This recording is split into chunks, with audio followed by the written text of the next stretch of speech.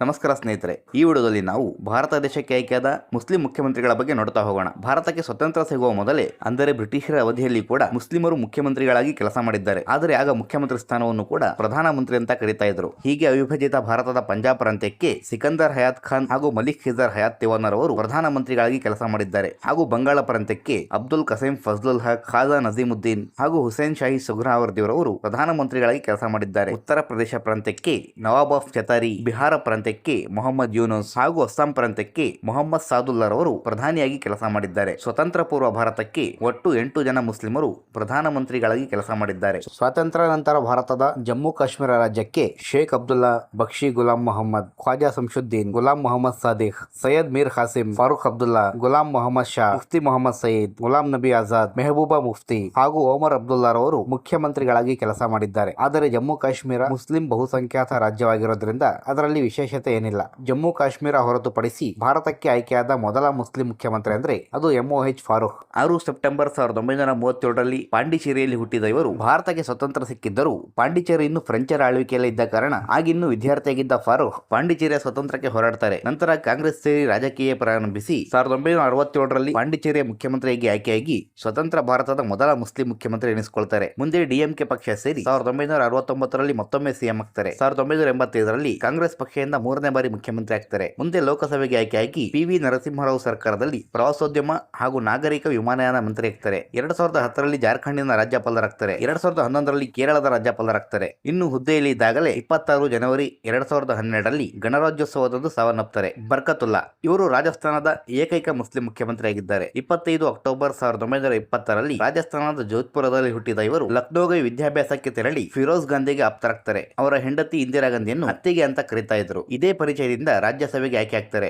ನಂತರ ರಾಜಸ್ಥಾನದ ವಿಧಾನಸಭೆಗೆ ಆಯ್ಕೆ ಆಗ್ತಾರೆ. ರಾಷ್ಟ್ರಪತಿ ಚುನಾವಣೆಯಲ್ಲಿ ಕಾಂಗ್ರೆಸ್ಸಿನ ಅಧಿಕೃತ ಅಭ್ಯರ್ಥಿ ಇದ್ದರು ತಮ್ಮ ಬೆಂಬಲಿತ VV ಗಿರಿಯನ್ನು ಚುನಾವಣೆಗೆ ನಿಲ್ಲಿಸಿ ಆತ್ಮಸಾಕ್ಷಿ ಕೇಳಿ ವೋಟ್ ಮಾಡಿ ಎಂದು ಇಂದಿರಾ ಗಾಂಧಿ ಹೇಳಿದಾಗ ಇಡೀ ರಾಜ್ಯ ಸರ್ಕಾರವೇ ಅವರ ವಿರುದ್ಧ ಇದ್ದರೂ ಬರ್ಕತುಲ್ಲಾ ಇಂದಿರಾ ಗಾಂಧಿಗೆ ಬೆಂಬಲಿಸಿ ಅವರಿಗೆ ಮತ್ತಷ್ಟು ಹತ್ತಿರವಾಗ್ತಾರೆ. ಅದೇ ಕಾರಣಕ್ಕೆ ಇಂದಿರಾ ಗಾಂಧಿ ಅವರನ್ನು ಮುಖ್ಯಮಂತ್ರಿ ಮಾಡ್ತಾರೆ. ಆದರೆ ಬರ್ಕತುಲ್ಲಾ ಅಧಿಕಾರದಲ್ಲಿ ಇದ್ದಾಗಲೇ 11 ಅಕ್ಟೋಬರ್ 1923ರಲ್ಲಿ ಸಾವನ್ನಪ್ತಾರೆ. ಮೊಹಮ್ಮದ್ ಅಲಿಮುದ್ದೀನ್ ಇವರು ಮಣಿಪುರ ರಾಜ್ಯದ ಏಕೈಕ ಮುಸ್ಲಿಂ ಮುಖ್ಯಮಂತ್ರಿಯಾಗಿದ್ದಾರೆ. 1 ಜನವರಿ 1921ರಲ್ಲಿ ಮಣಿಪುರದಲ್ಲಿ ಹುಟ್ಟಿದ ಮೊಹಮ್ಮದ್ ಅಲಿಮುದ್ದೀನ್ ಮಣಿಪುರ ಪೀಪಲ್ಸ್ ಪಾರ್ಟಿ ಮೂಲಕ 2 ಬಾರಿ ಮಣಿಪುರದ ಮುಖ್ಯಮಂತ್ರಿಯಾಗಿದ್ದಾರೆ. ಮುಂದೆ ಮಣಿಪುರದ ವಿಧಾನಸಭಾ ಸ್ಪೀಕರ್ ಆಗಿ ಸಹ ಕೆಲಸ ಮಾಡ್ತಾರೆ. ಅಬ್ದುಲ್ ಗಫೂರ್ ಇವರು ಬಿಹಾರ ರಾಜ್ಯಕ್ಕೆ ಆಯ್ಕೆಯಾದ ಏಕೈಕ ಮುಸ್ಲಿಂ ಮುಖ್ಯಮಂತ್ರಿಯಾಗಿದ್ದಾರೆ. ಇವರು ಬಿಹಾರದ ಗೋಪಾಲ್ಗಂಜ್ ಜಿಲ್ಲೆಯವರು. ಹುಟ್ಟಿದ್ದು 1918ರಲ್ಲಿ. ಸ್ವತಂತ್ರ ಹೋರಾಟದಲ್ಲಿ ಕೂಡ ಭಾಗಿಯಾಗಿದ್ದ ಇವರು ಮುಂದೆ ಬಿಹಾರ ವಿಧಾನಸಭೆ ಹಾಗೂ ವಿಧಾನ ಪರಿಷತ್ತಿಗೆ ಆಯ್ಕೆಯಾಗಿ ಪರಿಷತ್ತಿನ ಸಭಾಪತಿ ಆಗ್ತಾರೆ. ನಂತರ 1973ರಲ್ಲಿ ಬಿಹಾರದ ಮುಖ್ಯಮಂತ್ರಿಯಾಗಿ ಕೂಡ ಆಯ್ಕೆ ಆಗ್ತಾರೆ. ಮುಂದೆ 3 ಬಾರಿ ಲೋಕಸಭೆಗೆ ಆಯ್ಕೆಯಾಗಿ ರಾಜೀವ್ ಗಾಂಧಿ ಸರ್ಕಾರದಲ್ಲಿ ಲೋಕೋಪಯೋಗಿ, ವಸತಿ ಹಾಗೂ ನಗರಾಭಿವೃದ್ಧಿ ಮಂತ್ರಿ ಆಗ್ತಾರೆ. 10 ಜುಲೈ 2004ರಲ್ಲಿ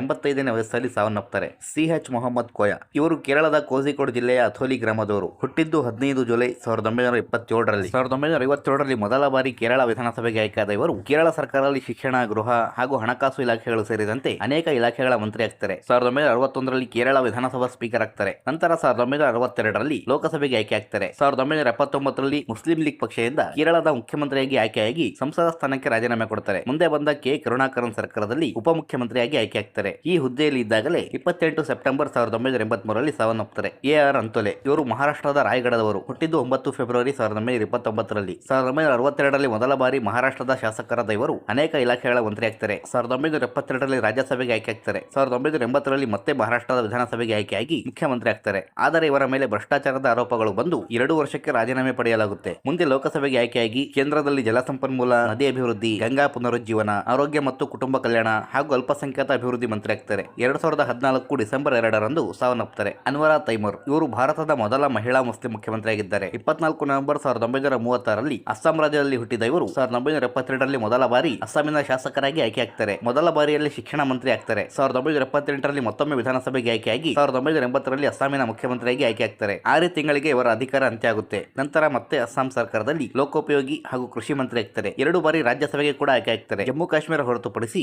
ಭಾರತಕ್ಕೆ ಆಯ್ಕೆಯಾದ ಮುಸ್ಲಿಂ ಮುಖ್ಯಮಂತ್ರಿಗಳಲ್ಲಿ ಇವರೇ ಕೊನೆಯವರಾಗಿದ್ದಾರೆ.